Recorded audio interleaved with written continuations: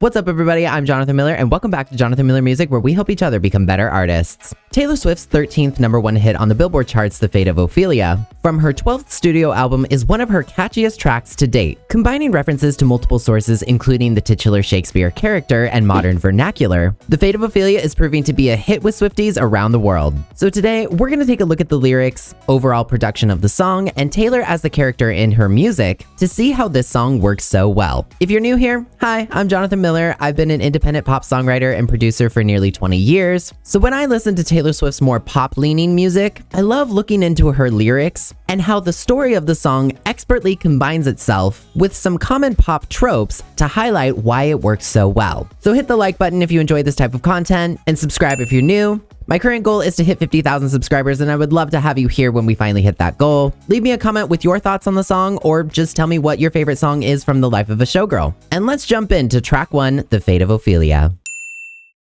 The Life of a Showgirl is a bona fide pop album with elements of synth pop, electropop, soft rock, hip-hop, R&B, disco, trap, grunge, reggae, country, orchestral, Europop, dance pop, and more, and is co-produced and co-written by Max Martin and Johann Shellback. Max Martin has produced 26 #1 hits across 4 different decades, making him one of the most successful music producers of all time. In a 2019 Variety interview, Max said that as a Swedish person, English was not his first language, which taught him to listen to and write music in a unique way, saying, "I grew up on Elton John and the Beatles, and I had no idea what they were saying. It was just gibberish. If we come to a place in a writing session where one word might make better sense, but the other option sounds cool, I will always pick the one that sounds appealing to me. If you say something meaningful with the right sort of phonetics, then you're golden." In the same article, Max goes on to say, "If you're working with someone whose point of view is really far from yourself, like a young girl in her 20s, the story needs to come from them. If you're a native English-speaking K-pop fan, which you might be if you've been humming anything from K-pop Demon Hunters around the house recently, you'll know what Max Martin is saying here. Oftentimes, K-pop fans will listen to their favorite groups like BTS, TXT, Stray Kids, Twice, Girls' Generation, Soltagian Boys, Hearts to Hearts, 17, just to name a few, and not understand every single word, but they'll know the song feels like a hit. You didn't need to know what Psy was saying in Gangnam Style back in 2012 to know that it was equally as hilarious as it was a bop. International K-pop fans frequently understand the feeling of the random English word or English hook phrase after a string of Korean lyrics in a K-pop track. This is because K-pop songwriters and producers get that you don't need to comprehend every word to catch the vibe of a record. For example, in Golden from K-pop Demon Hunters, you don't need to understand that 영원히 깨질 수 없는 means roughly unbreakable forever to get that the meaning of the song is to embrace who you are inside, but you'll bop along to it because it sounds good in the chorus. This is the type of writing and listening that Max Martin is referring to. Carl Johan Schuster, also known as Shellback, is also one of the top pop music producers of all time, having won 12 Grammy Awards and co-written at least 9 #1 hits on the Billboard Hot 100 across 3 different decades. Shellback originally started out as a heavy metal and indie rock guitarist before joining forces with Max Martin in 2006. In a 2016 interview with Swedish News, Shellback spoke about working with Max and talked about how every time they go into the studio together, songs come about in different ways, saying that Max trusts him when it comes to the bass and drums, and Shellback trusts Max when it comes to vocal production and talent decisions. In other words, in most cases, Max and Johan bring very specific details to the productions of the music, but let the story come from the artist. Taylor Swift, as we know, is a lyricist and a songwriter. Crossing several genre lines and oftentimes blurring them together, Taylor is known for crafting stories and highlighting both complex and simple emotions in her music, and has done so successfully for about 20 years, making fans get stuck at the restaurant pondering lyrics like, "And they called off the circus, burned the rodeo down. When they sent home the horses and the rodeo clowns. I'm still on the tightrope. I'm still trying everything to get you laughing at me," while also possessing the ability to give us laughable lyrics like, "Me he he, ooh ooh ooh, I'm the only one of me, baby that's the fun of me," just 1 album prior. Truly, Blondie's got some range in what she's able to deliver. For as brilliant of a lyricist as she can be, she will always be a cringy millennial at heart. But what makes her special is her ability to bend her songwriting ability up and down in scale, depending on what the song itself itself requires. Sometimes she can be thought-provoking if the song is intended to be that way. Other times it can simply be a bop that's not too deep and easily consumable. The Fate of Ophelia in particular finds itself somewhere in the middle. But first, a shout out to this video sponsor, DistroKid. DistroKid is one of the best music distributors online, helping artists like you and me get our music up on platforms like Spotify, Apple Music, Amazon Music, and more. For one small yearly price, you can distribute as much music as you can create without breaking the bank. DistroKid's got 3 membership plans for you to choose from, and depending on which one you decide is right for you,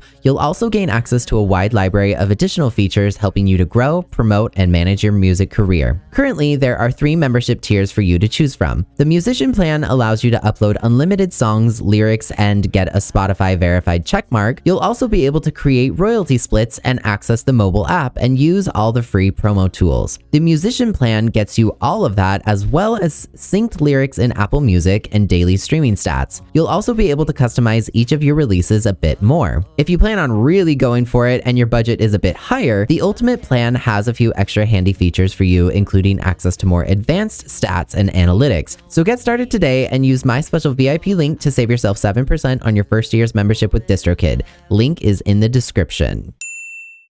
On a typical pop record, the first song has a few extra jobs to fill, besides just being a song on the album. The primary objective is to introduce the album's main story or feeling of the record in the tracks that succeed it. You want it to be catchy and memorable, but also give the listener a taste of what's to come. This can be things like the album's overarching main story or concept. It can serve the audience a tasty meal of a few different points you'll reinforce throughout the remainder of the album. You can choose to showcase the lyric subject matter you'll be diving into perhaps in more detail in other songs. You can simply highlight how catchy all of the songs are going to be with the sonics and production styles if you want as well. Perhaps you'd like to demonstrate an evolution in your storytelling or showcase a clear change in your writing in comparison to your previous effort. This is why oftentimes the first song on the album can be the first single. There's a wide variety of purposes that the first song can service, but a great pop album is going to ultimately use its first song to set up the rest of the record in either an intentionally simplistic or complex way, depending on what the artist is going for with each specific project. Your goals can change album to album. Basically,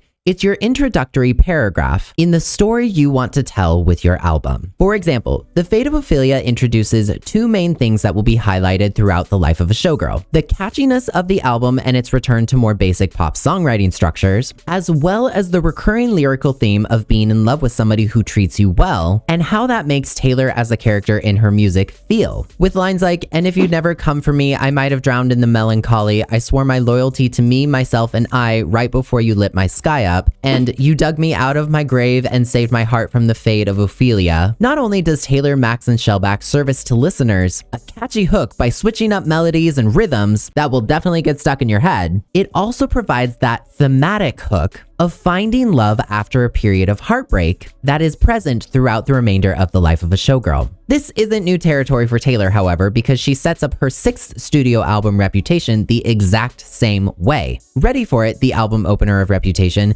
is also a song that introduces the story of finding love that treats you well after a period of isolation and heartbreak, a theme that is echoed throughout the Reputation album underneath the more hip-hop, electropop, and industrial productions. Compare that to The Fate of Ophelia's lighter dance pop and synth pop productions, and you'll begin to find how the 2 songs differ. However, both songs are utilized to introduce to the audience the same style of catchy productions that you're going to find on both Reputation and The Life of a Showgirl, and it's done so effectively because both songs are written and produced by the exact same team of Taylor Swift, Max Martin, and Shellback. In other words, they're the same song in different fonts, which isn't bad writing, by the way. It's a perfectly valid human experience to fall in and out of love and write about those experiences even if the emotions underneath kinda overlap. In fact, I would argue that it's more impressive to be able to expand on similar emotions in a variety of different ways, sonics, and styles throughout your life. Emotions are complex, and just because in one song you write about knowing right away that you want that person because they're super hot and intriguing, while in the other one you hone into a more introspective analysis of how this person helped you out of some bad, lonely times in your life, doesn't mean that both nuanced emotions are invalid or somehow bad songwriting, because they're basically micro-genres under the same genre of love, which is a perfectly acceptable thing to write about and expand upon. Now, the Fate of Ophelia combines a whole bunch of different references and writing styles into one song to play around with the damsel in distress being saved archetype. In pop songwriting, you don't need to necessarily stick to one metaphor or reference in order to highlight your song's main subject. It's actually stronger to pull from multiple sources and inspirations to highlight and draw comparisons to, because it serves to enhance the overall imagery and story for the listener. So in this song, Taylor of course pulls from Ophelia, a character in Hamlet who tragically drowns after the death of her father sends her down the rabbit hole of grief, sorrow, and despair. To put it very simply, known for her obedience and loyalty, Ophelia is driven mad after being used essentially, and Hamlet denying that he ever loved her. She eventually goes on to sing about death and betrayal in Act 4 of the play, before she ultimately drowns in a brook. Whether or not this death is intentional or accidental is debated by scholars around the world, and also within the play itself. Ophelia stands in the castle lobby and lies to Hamlet when questioned by him about where her father is hiding. This is where Ophelia makes her famous "Oh, what a noble mind is here overthrown" speech, where the phrase "Oh, woe is me" comes from. Taylor utilizes the story of Ophelia's character and paints a new ending for her to highlight a much happier ever after for the purposes of crafting a modern fun bop. Referencing this castle, Taylor sings, "All that time I sat alone in my tower, you were just honing your powers, now I can see it all." I don't know if you've ever seen a castle before, but a lot of them have towers, so there's some playful wiggle room with the imagery here. However, this very simple line also draws from fairy tales, like Rapunzel, who is famously locked in a tower until a man comes to save her, which is how Taylor pulls off her own twist of fate based on Ophelia in this imaginary iteration. Pop music thrives off of modern references, whether you think it's cringy or not. And kind of thanks to Disney's Tangled in recent history, Rapunzel is pretty well known across multiple generations, whereas Ophelia may or may not be to general audiences. No shade to Ophelia, of course. This is an expert parallel for Taylor to draw in the chorus of the Fate of Ophelia, because it combines a reference to familiar fairy tale characters that general audiences probably know with the Shakespeare character that may or may not be lesser known, to emphasize the point that something bad probably happens to this Ophelia person in the play where the titular song's character comes from. If you didn't know Ophelia the first time you listened to this song, you'll get the gist of what happened to her, while also being offered a twist that Taylor, as the character in her music, did not end up that same way because of this very special person in her life, which cleverly circles back to the Rapunzel reference in the beginning of the chorus. In other words, it's a circle of references that builds on each other. The freedom that Taylor, Max, and Shellback have as pop songwriters is that not every lyric needs to be a reference to something. There's certainly a time and place for that, but modern verbiage and your own metaphors are things you should include in a song because it makes the song your own. Remember, this is pop music. It doesn't have to be that strict, and the rules aren't so rigid. There's a lot of common chord progressions, which is why people always complain that songs sound the same. But regardless, you always want your song to at least sound like it's in your own voice. Relatability is key here. So throwing in lyrics like "keep it 100 on the land, the sea, the sky, pledge allegiance to your hands, your team, your vibes, don't care where the hell you've been, cause now you're mine, it's about to be the sleepless night you've been dreaming of, the fate of Ophelia," is just a great pop hook. It gets stuck in your head, it grounds the story outside of its story-based references, and you can bop along to it. Although it does reference Ophelia's obedience with the line "pledge allegiance." Also, the dance isn't hard to pick up too, so the presentation all works together quite nicely. Another thing the song does well is stitching the first half of the song with its second. In the first verse, she sings, "As legend has it, you are quite the pyro, you light the match to watch it blow." And then in the pre-chorus, she sings, "Right before you lit my sky up," furthering the fire imagery. But then she makes sure to close this out by pointing this imagery out again in the second pre-chorus, writing, "You wrap around me like a chain, a crown, a vine, pulling me into the fire." It's subtle, but effective for the listener to tell a complete story. While absolutely not required to make a great pop song, it certainly enhances this one for continuity's sake. All of the song's references, language changes between modern and old-fashioned, hook craftsmanship, and metaphors tell the song's main story. On the surface, this is going to come across to some people as woman saved by man, which isn't very original in media, and not truly the emotion the song is trying to tell us. us. The Fate of Ophelia is a dance pop and synth pop song about recognizing and valuing the way someone treats you now versus how other people have treated you in the past. It's about overcoming grief, loneliness, isolation, and heartbreak, emotions that Shakespeare's Ophelia knows all too well, pun intended, and enjoying that emotion of feeling good. It plays with the damsel in distress archetype and combines it with cool pop beats and synthesizers to try and make the listener feel a positive way for at least 3 minutes and 46 seconds of their life. And this works because Taylor's previous effort, The Tortured Poets Department, is known for its grief-stricken works and more story-driven lyrics. The Fate of Ophelia, however, sets the listener up for an album that is going to be much happier, simplistic, and playful, and it's done so effectively because it's written and produced by 3 of the best songwriters and producers of all time. This team knows what they're doing because they have the history to back it up, and it shows in the little details of the sonics, the productions, and the way the simplicity of the lyrics are crafted. If we compare this song to something much more story-driven, we can find similarities between another Taylor Swift album opener, The One from Folklore. The One details love loss, albeit in a more blasé, wouldn't it be cool if this happened type of way. It's not necessarily regretful or vengeful. It's a simple look back and reflection type of song that introduces the new style of music Taylor would go on to explore throughout Folklore. Just like The Fate of Ophelia introduces the sonics and radio-friendly stylings of The Life of a Showgirl to distance itself from the grief-stricken, heartbroken lyrics of The Tortured Poets Department, The One introduces the sonics and productions and stories of Folklore, this time being much more acoustic and stripped back in comparison to its predecessor, Lover. The One also introduces the type of story-based lyrics that Folklore goes on to explore, which is one of the main reasons that album is so beloved by a wide audience. The stories are that album's access point, whereas with The Fate of Ophelia, the productions and catchiness are that album's access point for fans. While The Fate of Ophelia certainly has some lyrics that some people may not enjoy, such as Keep It 100 on the land, the sea, the sky, as I mentioned before, and their reasoning is usually that it's cringy or too simplistic, but when we compare it to Folklore, we are talking about an album whose opening lyric to the entire thing is, "I'm doing good, I'm on some new shit."